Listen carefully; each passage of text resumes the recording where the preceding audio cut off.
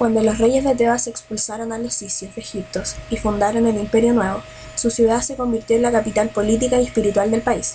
En ella vivían los faraones, el clero de Amón, altos funcionarios y artesanos. Bajo la moderna Luxor, a 600 kilómetros al sur del Cairo, reposa la ciudad que fue, durante más de 2000 años, el centro religioso del Antiguo Egipto y una de sus más importantes capitales. Situada en el margen oriental del Nilo, en el cuarto nomo del Alto Egipto, era conocida por los antiguos egipcios con el nombre de Uasé, pero ha pasado a la historia con el nombre que le dieron los griegos, Tebas. Ya Homero testimoniaba su esplendor al referirse a ella. Los lingotes preciosos resplandecen con profusión, las Tebas de las 100 puertas. Ubicación del emplazamiento del núcleo inicial, donde se fundó la ciudad, fue a 600 kilómetros del sur del Cairo, que fue durante más de 2000 años el centro religioso del Antiguo Egipto y una de sus más importantes capitales, situadas en el margen oriental del Nilo, en el cuarto nomo del Antiguo Egipto. Tebas se alzó en un lugar estratégico, próximo al territorio de Nubia, y a la vez al desierto oriental, de donde procedían los materiales de las explotaciones mineras y de las rutas comerciales, pero esta función era secundaria respecto a su preeminencia como centro de culto. La ciudad, en efecto, se integraba en la región de Huasén, que se extendía por la orilla occidental del río, al espacio que los egipcios reservaban tradicionalmente al reino de los muertos. Se alzaron al menos 36 templos, alienados de este a oeste, que a lo largo de varias épocas fueron consagrados al culto faraónico. En la zona se localizaban asimismo las necrópolis del Valle de los Reyes, del Valle de las Reinas y del poblado de obreros de Deir, el Medina. Las evidencias de actividad en Tebas durante el Imperio Antiguo no son claras, aunque es destacable el hallazgo de la parte inferior de la estatua de Niuserre. Tebas hace su aparición realmente en la historia de Egipto durante el primer periodo intermedio, quedando la casa era cleopolitana, el templo de Mentuhotep II como centro político y religioso. Se han hallado algunos monumentos como las escenas de las tumbas tebanas y templos. Tebas se transformó en la esfera religiosa. El dios local Amón era venerado y promovido a divinidad principal. Así, Tebas pasó a convertirse en un lugar de culto, teniendo una planta en cuadrícula y estaba provista de una muralla. Tebas, como centro de población, ayudó a la unificación de algunos imperios, ya que la condición de la ciudad lo podía soportar. Bajo la condición del centro espiritual del país, en sus templos se realizaban las fiestas religiosas. De esta época se dotaban los grandes proyectos constructivos en torno a los templos de Luxor y Karnak. Se han hallado algunos monumentos como las escenas de las tumbas tebanas y templos. Durante la dinastía del siglo XVIII hubo una política de renovación urbanística. El terreno se niveló para crear una plataforma que dominaba visualmente el territorio y que había servir como base a las nuevas construcciones monumentales. La población se trasladó a una zona residencial que los estudiosos consideraron que actualmente se encuentra sumergida bajo las aguas superficiales del Nilo.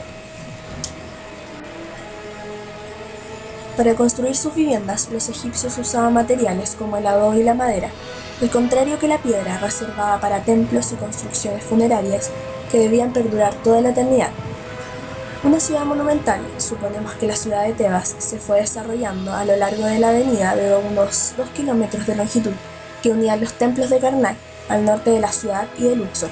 Ambos santuarios estaban amurallados y segregados del resto de la ciudad, y tenían a su alrededor otros edificios administrativos, almacenes y viviendas de los estratos acomodados de la sociedad, como funcionarios o sacerdotes de distintos rangos.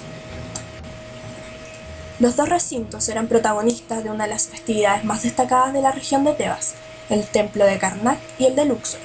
La ciudad, propiamente dicha, estaba rodeada por zonas de cultivo y por un recinto amurallado y vigilado. El núcleo urbano debía tener un aspecto abigarrado, con el espacio justo en las calles para la circulación. En él se encontraban los barrios artesanales con los pequeños talleres de alfareros, carpinteros, escultores y joyeros. En las orillas del Nilo se localizaba el puerto fluvial de la ciudad, donde amarraban barcos cargados con todo tipo de artículos. Además, Tebas poseía un mercado en el que diariamente la población obtenía los productos de consumo, tras largas discusiones sobre cuál debía ser el justo intercambio en Quites, Devens y Tans, las ciudades de cuenta de los antiguos egipcios. Los grupos menos privilegiados que constituían la base de la sociedad solían vivir en las casas que disponían de una única estancia, construidas con adobe cocido al sol.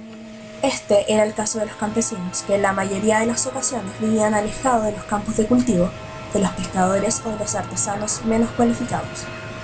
Como ciudad sagrada, Tebas contaba entre su población con un gran número de sacerdotes. Los miembros del bajo clero, cuando no estaban al servicio de la divinidad, vivían fuera de los templos con sus familias en viviendas más o menos acomodadas, de acuerdo con su rango sacerdotal. En cambio, durante la época de servicio al dios, habitaban las casas reservadas a tal efecto, como muestran los restos hallados en Karnak, al sur del largo del templo y alrededores del santuario. Lo mismo ocurría con los funcionarios de la administración, divididos jerárquicamente en función de su cargo y vinculados al servicio del palacio o del harén real, al visir, a la administración de justicia o al tesoro. En su mayoría, como el bajo clero, habitaban en los barrios más modestos de la ciudad.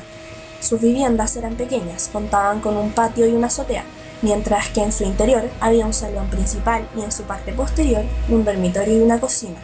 Por su parte, la nobleza, el alto clero y los funcionarios más importantes vivían en los sectores más acomodados de Tebas, y sobre todo en sus afueras, donde se alcanzaban auténticas mansiones en fincas que podían alcanzar 1 hectárea de extensión.